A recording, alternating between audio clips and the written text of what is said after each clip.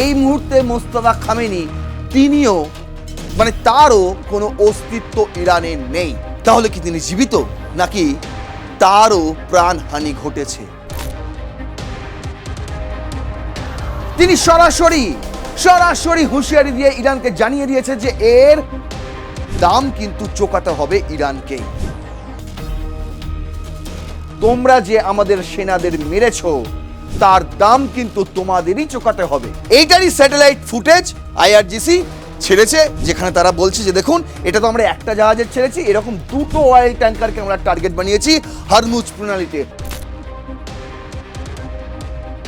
গত 11ই জুলাই, আবার সাম্প্রতিককালে 18ই জুলাই তার মেসেজ আসছে, কিন্তু তাকে দেখা যাচ্ছে না। আর এখানে দাঁড়িয়েই ইসরায়েল দাবি করছে যে এই মুহূর্তে মোস্তফা খামেনির কোনো অস্তিত্ব নেই।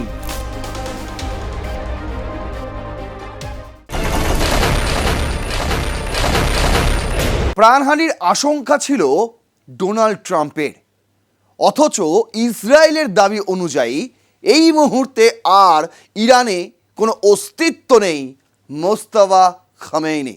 আগে ঠিকই শুনছেন, জুনিয়র খামেনি। আয়াতুল্লাহ আলী খামেনির শেষ কৃত্যেও তাকে দেখা যায়নি, আর তারপরেও কিন্তু তার মেসেজ এসেছিল।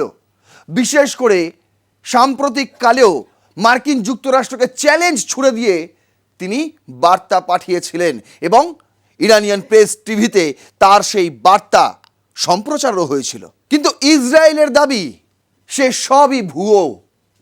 বাস্তবটা হলো এই মুহূর্তে মোস্তফা খামেনি তিনিও তারও কোনো অস্তিত্ব ইরানে নেই। তাহলে কি তিনি জীবিত, নাকি তারও প্রাণহানি ঘটেছে? কোনটা? দেখুন, ফুটবল বিশ্বকাপের ফাইনাল শেষ হয়ে গিয়েছে, কিন্তু বিশ্বযুদ্ধের দামামা বাজানো এই ইরান মার্কিন যুক্তরাষ্ট্রের যুদ্ধ এখনো শেষ হয়নি।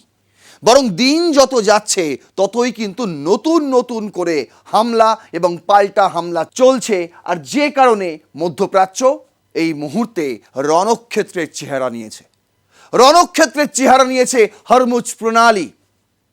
দেখুন, কুয়েত, জর্ডান, বাহরাইন এই সমস্ত জায়গায় মার্কিন বেস ক্যাম্পগুলিতে লাগাতার ইরানি হামলার পর কুয়েতও কিন্তু চ্যালেঞ্জ ছুড়ে দিয়েছিল ইরানকে।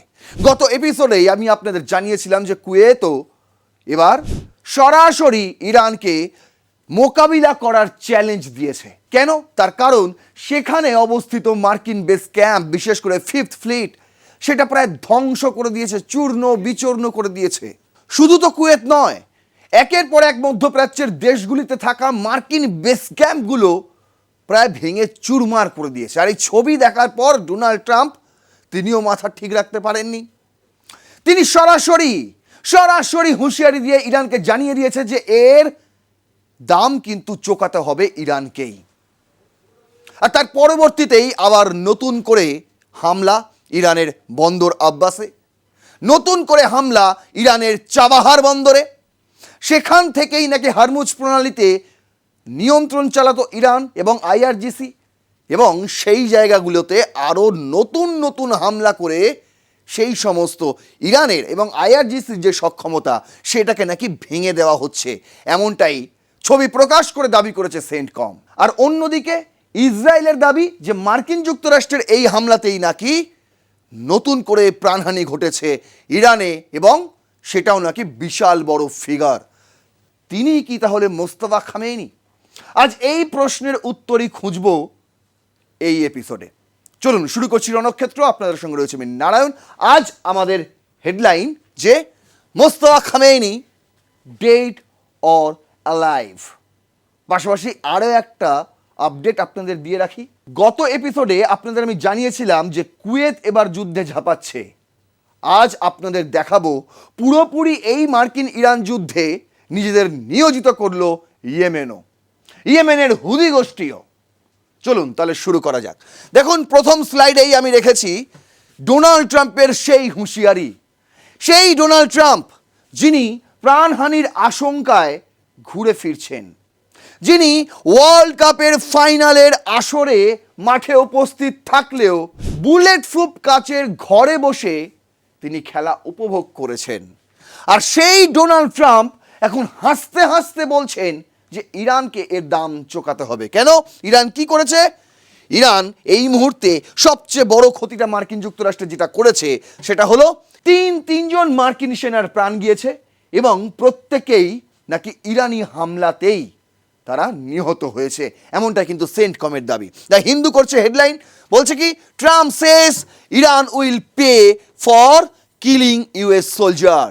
বলছে তোমরা যে আমাদের সেনাদের মেরেছো তার দাম কিন্তু তোমাদেরই চোকাতে হবে।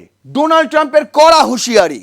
The Islamic revolutionary guard corps said that the two oil tankers had exploded and been immobilized after attempting to transit what it described as an unsafe southern route through the Strait of Hormuz. আর অন্যদিকে Iran বলছে আমরা তো ইতিমধ্যেই Hormuz প্রণালীতে আরও দুটো জাহাজ oil ট্যাঙ্কারে হামলা চালিয়ে দিয়েছি, তার কারণ তারা আইআরজিসির দেওয়া রুট মেনে চলেনি। দ্য হিন্দু করছে US military says its carrying out its 10th consecutive night of strikes on Iran. Donald ট্রাম্পের এই বক্তব্যের পরেই কিন্তু মার্কিন সামরিক বাহিনী তারা দশম রাতের বলতে পারেন স্ট্রাইক লাগাতার জারি রেখেছে। আর এখানে তারা কোথায় কোথায় হামলা করেছে দেখুন। আল জাজিরা করছে US military release footage of 10th consecutive night of strike on Iran. ইরানের ওপর টানা দশম রাতের যে হামলা, সেই হামলার ফুটেজ ইতিমধ্যেই জারি করেছে সেন্টকম। সেখানেই তারা দাবি করছে যে United state military said that late Monday it was carrying out its 10th consecutive night of the strike on Iran in a push to reopen the Strait of Hormuz, যাতে strait of Hormuz খুলে দেওয়া হয় সম্পূর্ণ, যাতে কোনো বাধা না থাকে ইরানের। সেই কারণেই আমরা এই দশম রাতের হামলায় প্রবেশ করেছি। The renewed bombing came following the death of another American service member. আর এই উত্তেজনা নতুন করে শুরু হয় যখন 3 নম্বর মার্কিন সেনার দেহ উদ্ধার হয়। And after Iran launch attack on American allies Kuwait, Jordan and Bahrain. এই জর্ডানেই কিন্তু 2 জনের দেহ উদ্ধার হয়েছে, 2 মার্কিন সেনার। আপনাদের বলে রাখি 17ই জুলাই এই হামলা হয়েছে, আপনাদের দেখিয়েছি আমি সেই গত এপিসোডে সেই গল্প। আর অন্যদিকে বাহরাইনে home of the US Navy 5th fleet, সমস্ত জায়গায় ইরান আবার পাল্টা হামলা চালিয়েছে। আর তারই প্রতিঘাত হিসেবে মার্কিন যুক্তরাষ্ট্র বলছে আমাদের এই হামলা। US central command said on social media that the latest strikes are designated to further degrade Iranian military capabilities use to attack commercial shipping. যদি আবারও কোনো বাণিজ্যিক জাহাজে হামলা হয় তাহলে ইরান তুমি শুনে রাখো আমাদেরও এই হামলা জারি থাকবে এবং এর পরবর্তী যে হামলাটা হবে সেটা আরও বড় হবে। কে বলছে? US central Command, CENTCOM.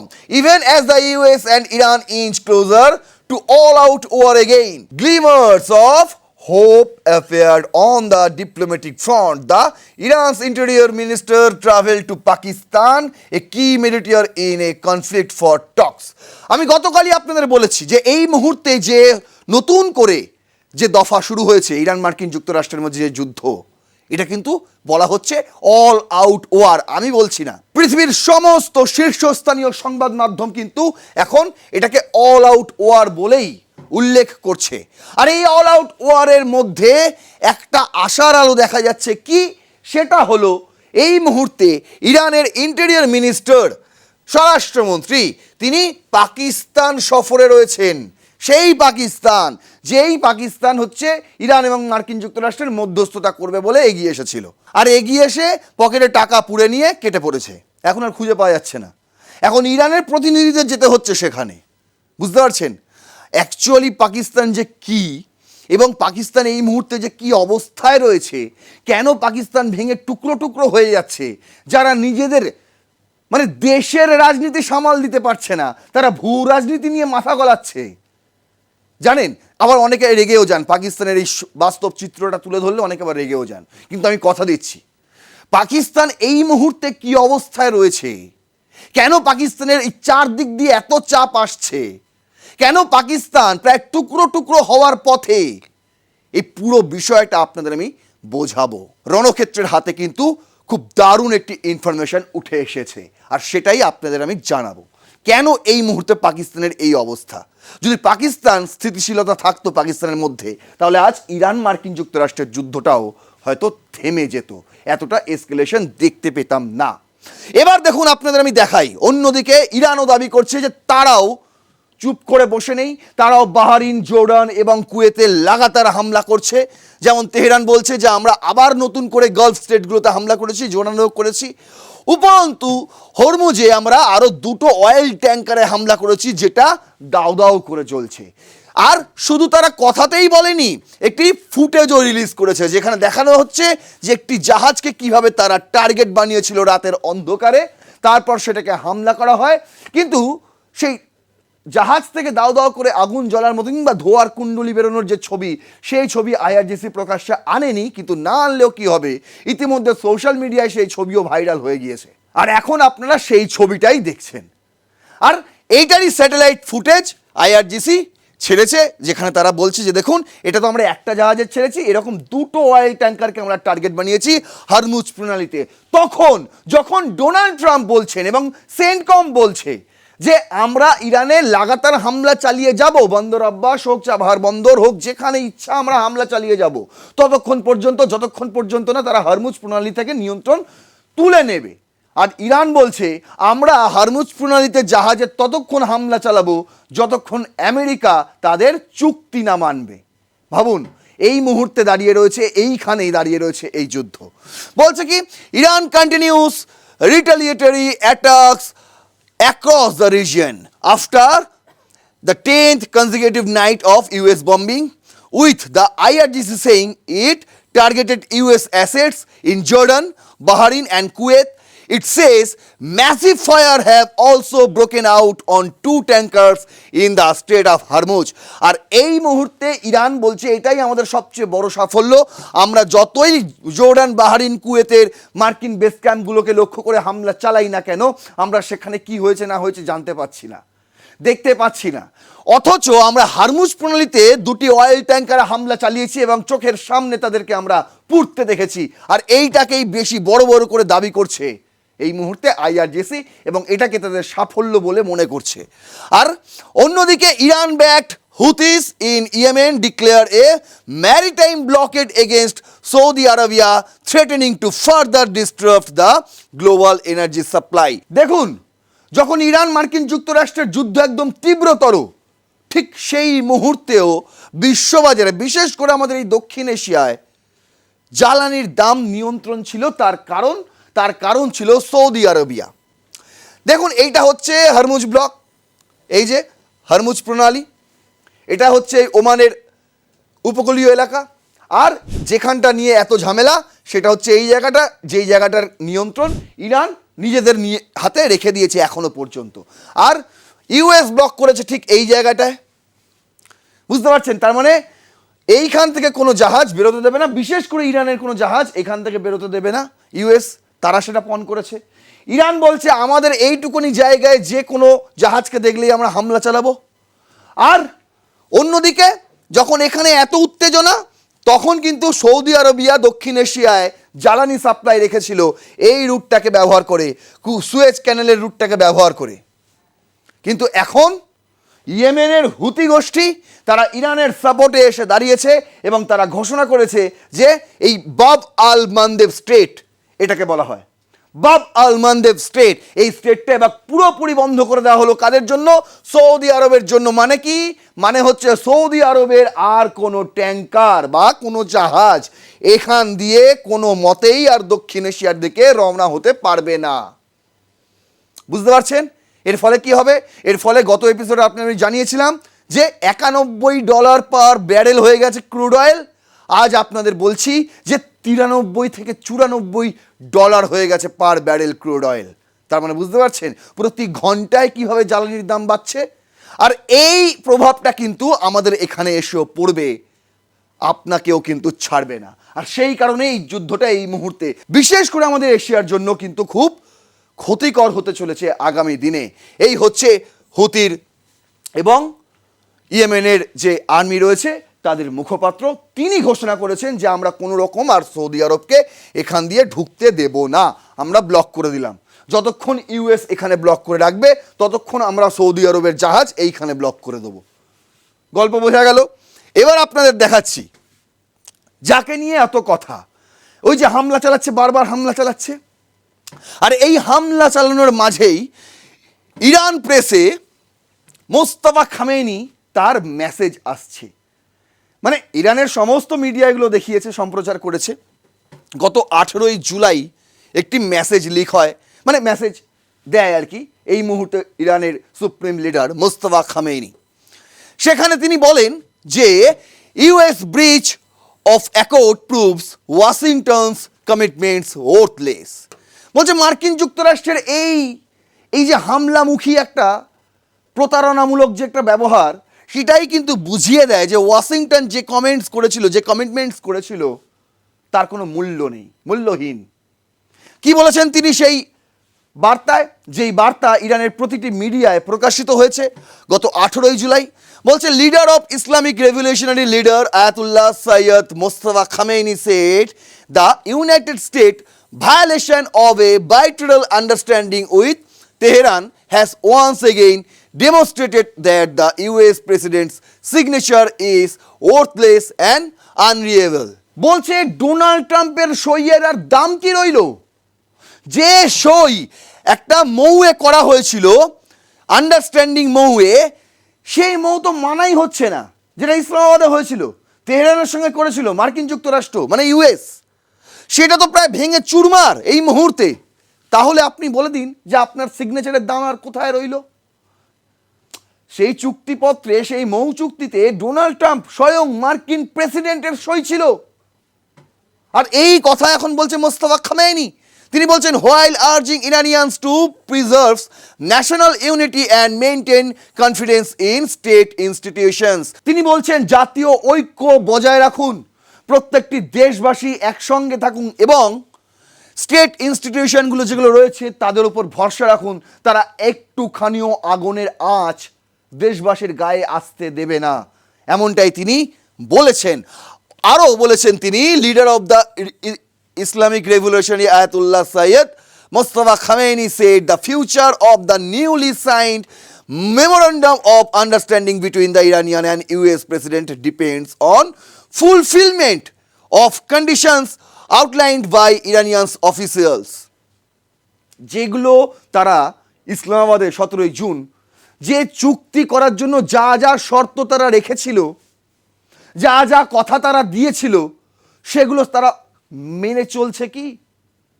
Mostafa Khamenei বলছে আমরা অপেক্ষায় থাকব যে ডোনাল্ড ট্রাম্প এবং মার্কিন প্রেসিডেন্ট এবং যুক্তরাষ্ট্র যে কথা দিয়েছিল, যে কমিটমেন্টস তারা করেছিল, সেগুলো তারা রাখবে কতক্ষণে, সেই অপেক্ষায় আমরা থাকব।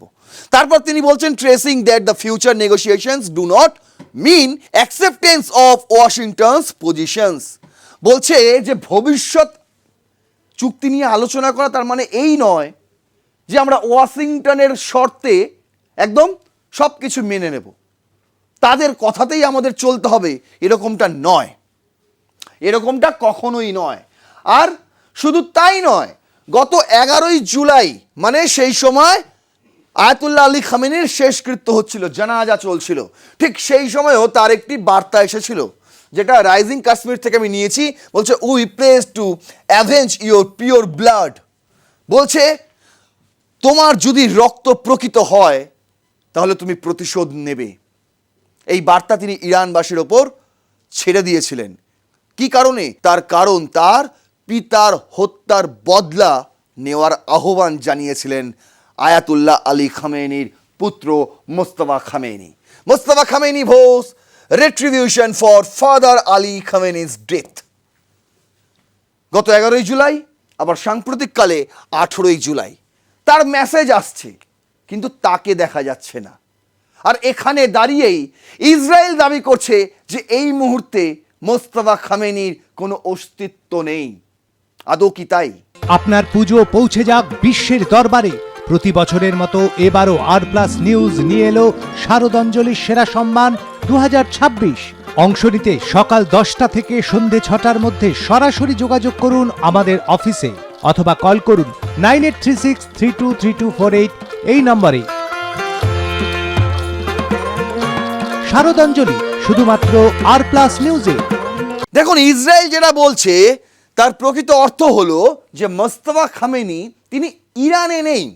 কম্পাস.com ইন্দোনেশিয়ানের একটি শীর্ষস্থানীয় সংবাদ মাধ্যম, তাদের হেডলাইনটা ছিল Israel reveals latest information about Mostafa Khamenei's. Israel নতুন কিছু তথ্য তারা প্রকাশিত করেছে কার সম্বন্ধে? মোস্তফা খামেনির সম্বন্ধে। তারপর says he is no longer in Iran. তারা বলেছে, সেই তথ্য তুলে ধরে ইসরায়েল বলেছে যে মোস্তফা খামেনি এখন ইরানে নেই। তাহলে কোথায় আছে? কোথায় আছে? ইসরায়েলের দাবি অনুযায়ী নাকি মোস্তফা খামেনি নেই, কোথাও নেই। কি দাবি করছে তারা দেখুন।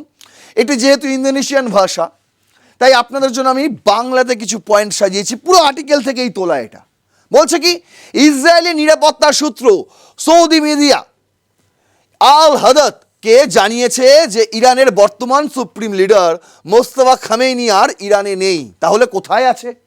বলছে তার নামে যেসব লিখিত বার্তা প্রকাশিত হয়েছে, মানে আপনাদের আমি যেগুলো দেখালাম 18 জুলাই, এর আগে 11 জুলাই, তারপর গত মার্চ মাস থেকে তার কিন্তু এই ধরনের বার্তা প্রকাশ্যে এসছে।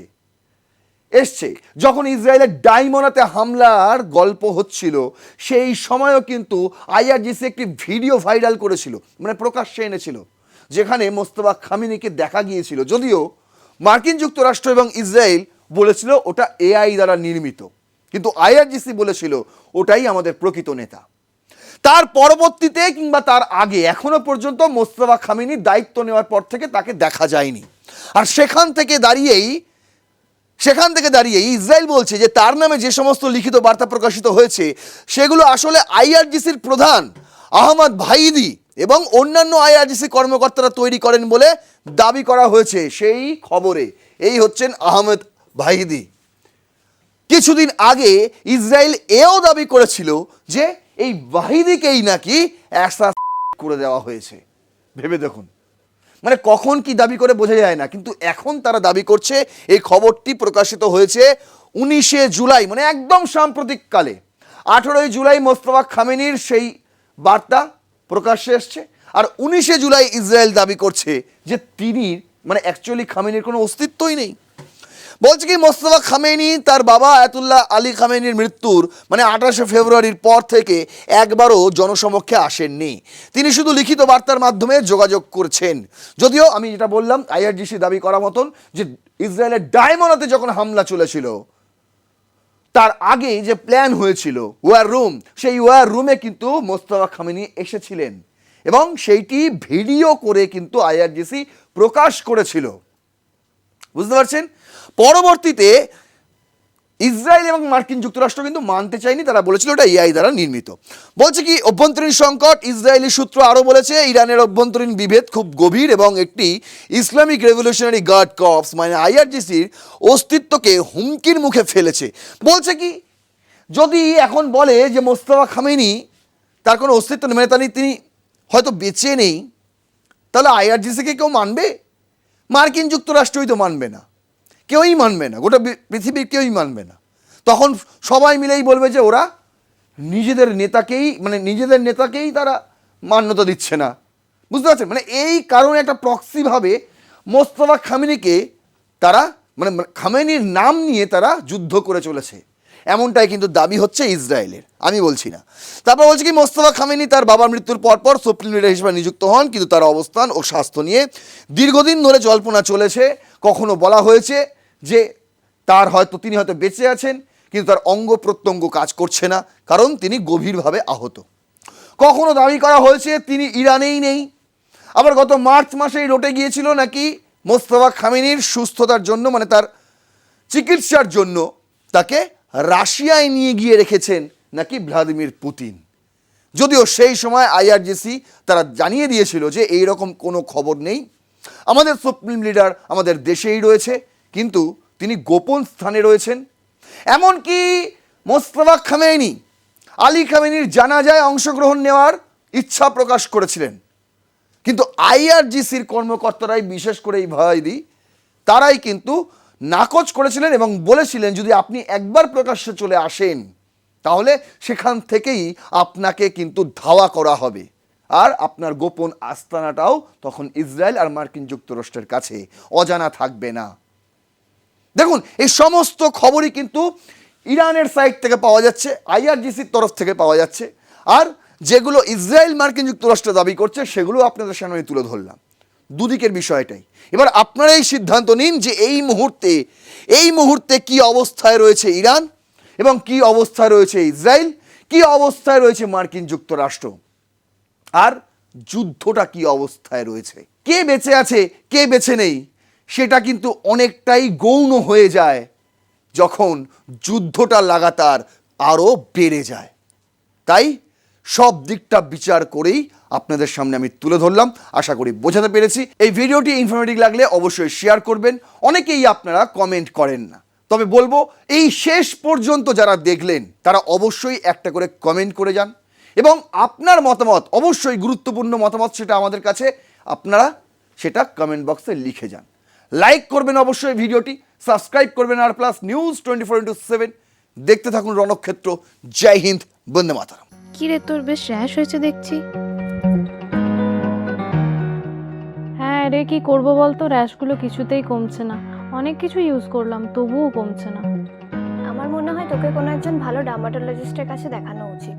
তুই ঠিক বলেছিস, কিন্তু কোনো ভালো ডার্মাটোলজিস্ট থাকলে একটু সাজেস্ট কর না প্লিজ। এই তোর তো একবার র্যাশ হয়েছিল না? তুই কোথায় দেখিয়েছিলিস? তুই একবার গৌরীদেবী হসপিটালসে দেখাতে পারিস, ওখানে ভালো এক্সপিরিয়েন্স ডার্মাটোলজিস্ট আছে। আমারও সেম প্রবলেম হয়েছিল, এখন ওখানে ট্রিটমেন্ট নিয়ে আমি এখন ঠিক আছি।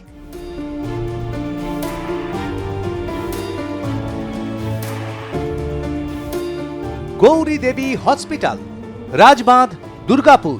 যোগাযোগ 8001003333, 8001113333।